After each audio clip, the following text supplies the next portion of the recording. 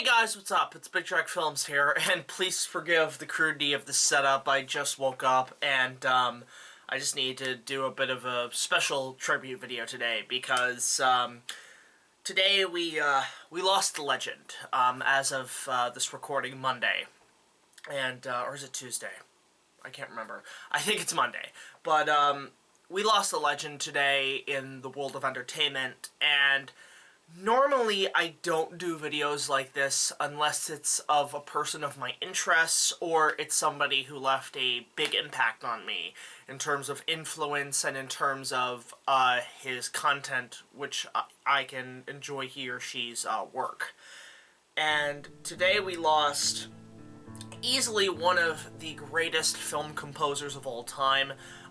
He is up there with the John Williams, with the James Horners, with the James Newton Howards, with the Howard Shores even, and he lived a good life, you know. He didn't, I don't think he died of, like, COVID-19 or anything. I think he died of just old age, which, you know, he lived a long life, and his work and his life is to be respected.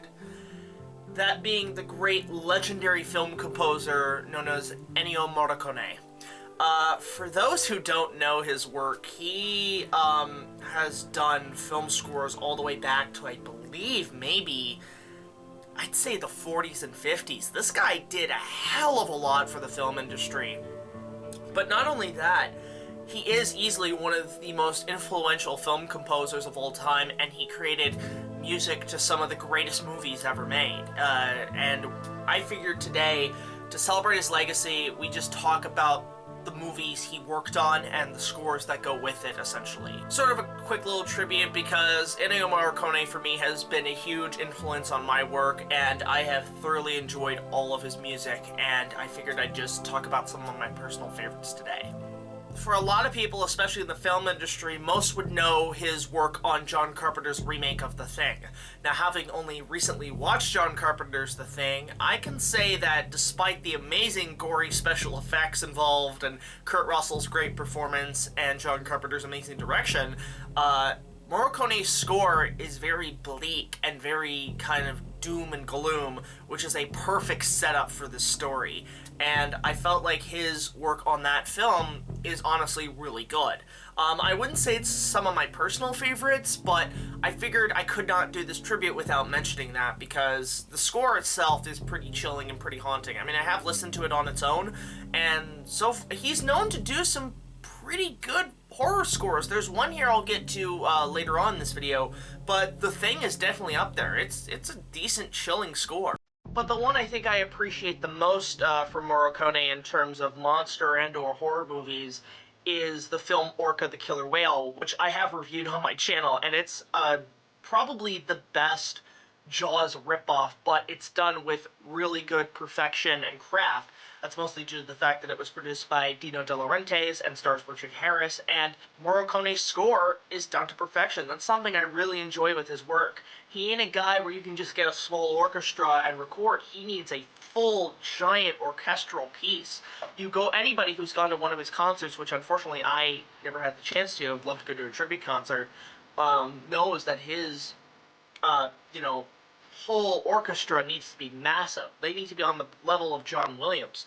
And with Orca, it's a fascinating score. Like, not only is it really haunting and chilling from, a storytelling perspective, it's also a very tragic score. Very sad score. And I think out of all the quote-unquote whale movies, Orca has always been my personal favorite. And that's mostly due to Morricone's score. If it didn't have his score, I don't think I would enjoy this movie as much as I usually do. I've gone back and watched it a lot on repeated viewings, especially after my review, and I still enjoyed the film. Like, do I put it on the level of Jaws? No. But as a film that kind of tells its own sort of story, it's really good. And Morricone's score is great. My personal two favorite tracks are obviously the opening credits. Some beautiful shots of killer whales, of orcas out just doing their thing.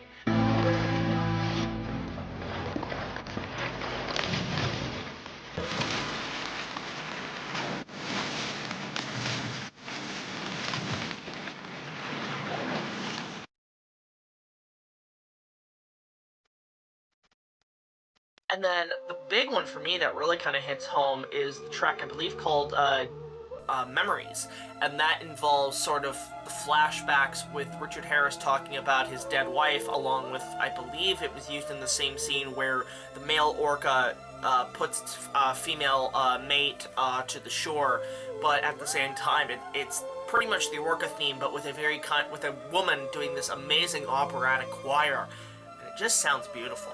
You asked me how much I'd make from the whale. Do you remember that? All I wanted was enough money to pay off the mortgage in the boat. Go back to Ireland. But if there's something that Ennio Morricone is most famous for, it's the westerns. Morricone's work really defied the new age of the Wild West genre in terms of films, because before that we had, John Wayne movies and other films like that, which unfortunately do not age well because they are very patriotic, but at the same time, aside from, somebody like Clint Eastwood, Morricone defied the Western in most notably the 60s.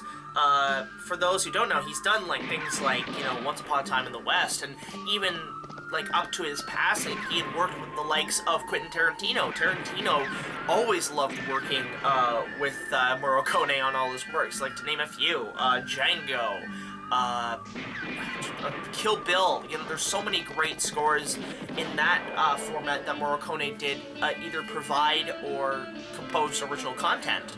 But if there is one that a lot of people know Morricone for, it is, of course, the Fistful of Dollars Trilogy, or the Dollars Trilogy. The one that everybody seems to know the most is the theme to The Good and the Bad and the Ugly, which pretty much goes like this.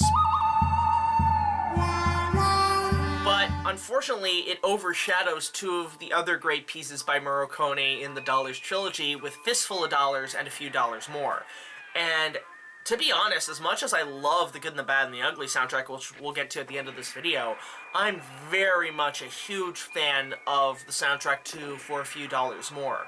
It's a very kind of chill, badass, epic score, essentially, on par with The Good and the Bad and the Ugly. Obviously the opening credits scene with the whistles and, just the guitar and everything, it just kicks so much ass.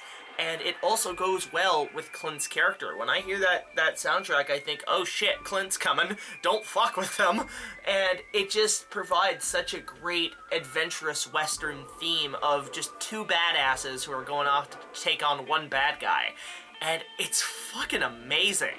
But actually a track I really enjoy is the whole final showdown in For a Few Dollars More, when it's Villain Cleef, the main bad guy, I can't remember the actor's name, and Clint Eastwood in this final showdown, and it uses sort of a locket chiming theme as part of the tension that builds up to the showdown. And the chime itself is just a gorgeous piece. I would love that as a little music box or something. Very careless of you, old man. But it all leads up to this amazing standoff that uses this incredible trumpet cue, which is undeniably fantastic.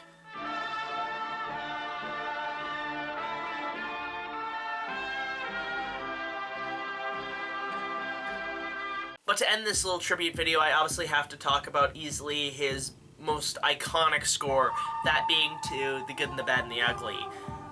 What is there to say? It's one of the greatest film soundtracks of all time. The theme,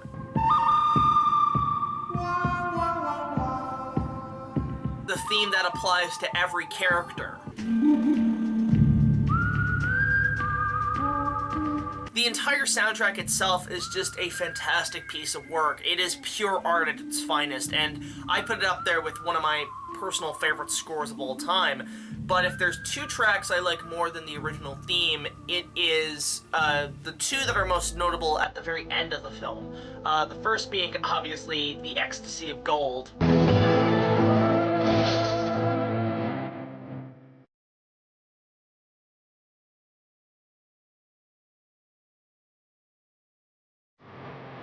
This piece of score kicks so much ass. I freaking love it. And I'm not the only one who enjoys the score. This piece of track has been used in multiple movies. You know, Sponge Out of Water. It was used in a comedic scene. It was used in the opening scene to Jackass #2, which is actually, I believe, the first time I ever heard any of Ennio Morricone's work, and it was actually with that piece of soundtrack from the opening when they're running away from the bulls. And to this day, I then eventually became a Morricone fan thanks to Jackass, of all things. But the one other amazing talents that are most notably known to use Morricone's score, especially to The Good, the Bad, the Ugly with the Ecstasy of Gold, is the band Metallica, who always use that track to open their concerts, and anybody who knows of the Ecstasy of Gold is either gonna think The Good, the Bad, and the Ugly or Metallica. It's that iconic. However, one of my favorite tracks of all time that Morricone did that pretty much lasts for, I think, a good 7-10 minutes is the track The Trio. And that is the piece of music that is used at the very end of The Good, the Bad, and the Ugly for the ultimate showdown, essentially.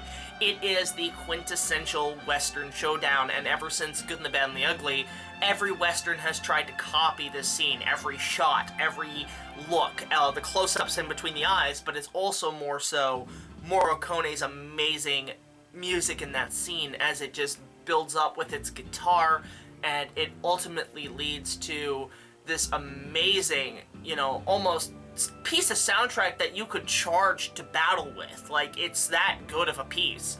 And I've used it several times on demo reels, but it is just an amazing track. When it does build to that, you just want to charge in to battle or be in a standoff, and it's just an amazing, almost final boss-esque piece of music. It is the quintessential version of epic as fuck.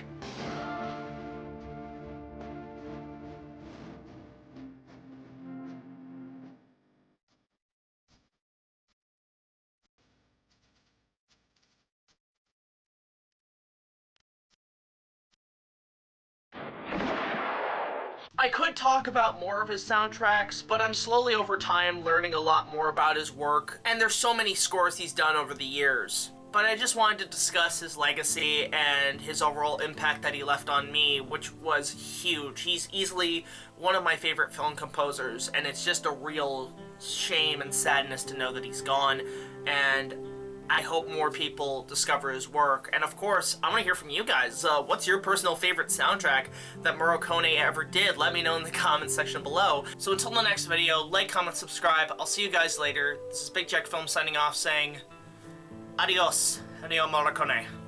We're gonna miss you.